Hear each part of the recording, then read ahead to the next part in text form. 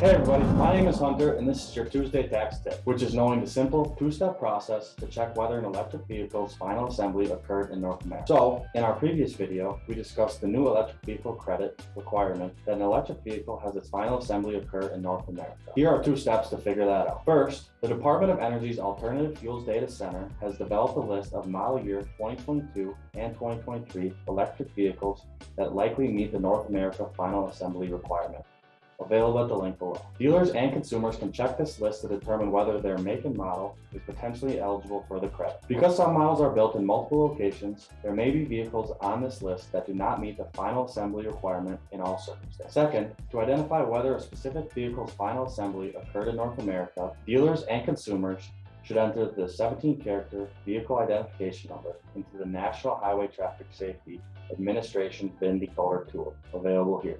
Dealers and consumers can refer to the plant information field at the bottom of the page result, which expressly lists the build plant and country for the searched vehicle. That's your Tax Tip Tuesday. If you like this video, please hit the like button and subscribe button for more weekly content.